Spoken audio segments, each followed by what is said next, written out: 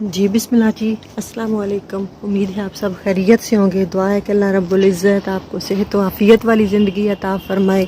अल्लाह आपकी मुश्किलों को आसान करे। जो इरादे नेक हैं आप सब के अल्लाह ताला वो पूरे करे, आमीन सुम्मा आमीन। अभी जी यहाँ सुबह का टाइम है माशाल्लाह से, और आज फिर ऐसी रोशन सी सुबह चमकीली सी, और मैं अभी बाहर निकली थी। मैंने कहा ताज़ा हवा के झोंके थोड़े से ले लिए जाएं तो हर्ज नहीं।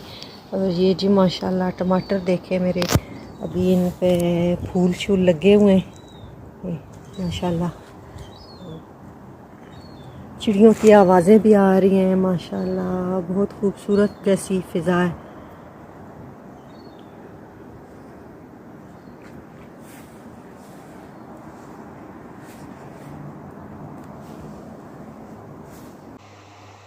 और खीर जी मैंने रात को ही पका के रख ली थी, क्योंकि सुबह फिर मेरा प्लान था कि पूरियाँ बनाऊं और खीर का नाश्ता जो है मेहमानों को पेश करूं। तो ज़ाहिर है ताज़ा फिर खीर तो गर्म होती है, तो फिर रात को ही खीर बना के रख ली थी। ये ऊपर जो लेयर आती है ना, ये बड़ी टेस्टी लगती है मुझे माशाल्लाह से। बड़ी टेस्टी खीर थी। इसकी रेसिपी इंशाल्लाह फिर कभी आपके साथ शेयर करूँगी। वही जो अपनी बड़ी बूढ़ी माएँ नानियाँ दादियाँ खीर बनाती थी, बिल्कुल वैसी। और अब जी मैं ले रही हूँ एक गिलास वाली सर्विंग डिश, और खीर को मैंने इसमें डिश आउट कर लेना है। कोई भी डिज़र्ट हो, स्वीट डिश हो, वो कांच वाले बर्तन में बहुत अच्छी लगती है। और बरकत के लिए जी एक छोटा सा वजीफ़ा आपकी खिदमत में हाजिर है। आका अलैहिस्सलातु वस्सलाम की बारगाह अक़दस में एक दिन एक सहाबी हाजिर हुए, अर्ज़ करने लगे, या रसूल अल्लाह सल्लल्लाहु अलैहि वसल्लम, दुनिया ने मुझसे पीठ फेर ली, यानी अपनी मुफलिसी और तंगदस्ती का इजहार किया। तो आका अलैहिस्सलातु वस्सलाम ने इरशाद फरमाया, क्या तुम्हें मलाइका वाली तस्बीह याद नहीं?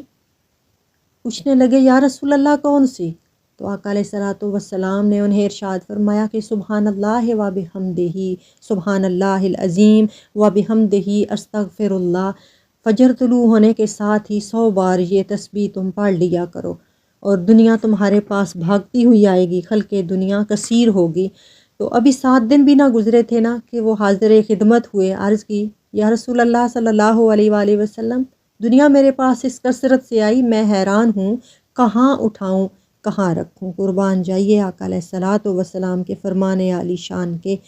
तो ये जी छोटा सा वजीफ़ा था, दुआओं में याद रखिएगा।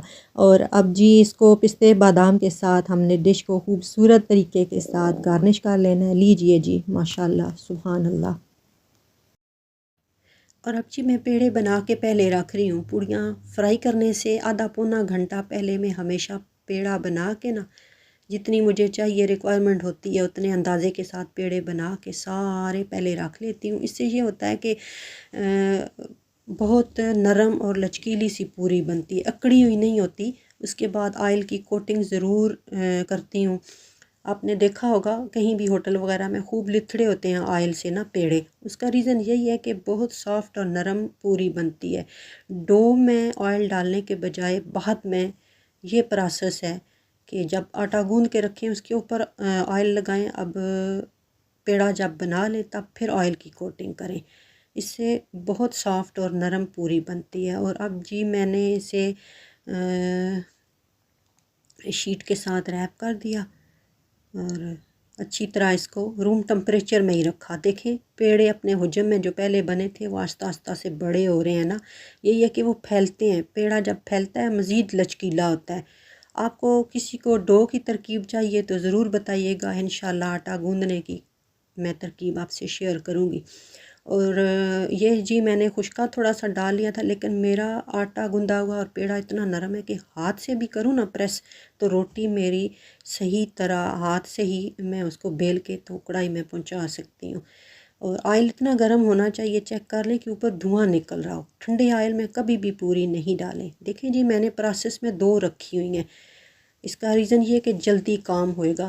अब मैंने इसको बेलन के साथ ही किया और बहुत सॉफ्टली आटा पूरा जितनी मुझे पूरी चाहिए थी फैल के, तो ये आराम के साथ कढ़ाई में अपनी मंजिल मकसूद पे मेरी पूरी जो है पहुँच गई। लें जी बिस्मिल्लाहिर्रहमानिर्रहीम। मैं साथ साथ बिस्मिल्लाह ज़्यादा पढ़ती हूँ।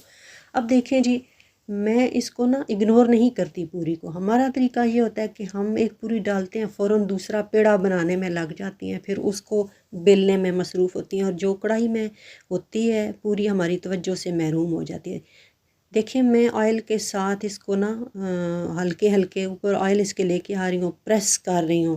प्रेशर डालना होता है पूरी पे, तभी पूरी फ्रेश और फूली फूली बनती है, नरम बनती है। यानी उसको डाल देना तो सुर्ख सी हो जाती है एक तरफ से, नहीं इस तरह नहीं, हल्का सा गोल्डन कलर आना चाहिए उसको। और लें जी बिस्मिल्लाह, शानदार सी पूरी फ्राई होके तो ये मेरी प्लेट में जा रही है अल्हम्दुलिल्लाह। और इसी तरह सारी पूरियाँ मैंने फ्राई कर रही थी। अब यहाँ स्पीड मैंने तेज़ की, और मेहमान मेरे माशाल्लाह से बहुत खुश हुए अल्हम्दुलिल्लाह जी इस पे।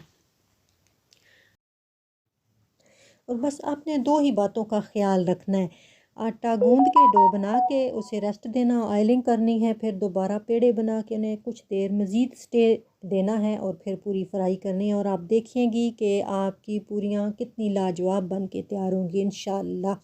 और नाश्ते के बाद जी मैंने देखा धूप तेज़ थी, यहाँ धूप निकलती है तो इतनी तेज़ होती है कि वे फ़ौरन पौधे कुमला जाते हैं। मैंने सोचा पानी दे लूँ, और फिर मेरी सासू माँ भी फ़ोन सुन रही थी यहाँ पे, और उन्हें बहुत शौक़ है पौधों का, फूलों का, कौन सी कली आज निकली, किस पौधे ने नए पत्ते निकाले, इन्हें सब मालूम होता है, बहुत शौक़ है इन्हें। तो अपना ख्याल रखिएगा, दुआओं में शामिल रखिएगा। दोबारा फिर मिलेंगे इंशाल्लाह एक नई खूबसूरत सी रेसिपी के साथ इंशाल्लाह। अल्लाह हाफ़िज़।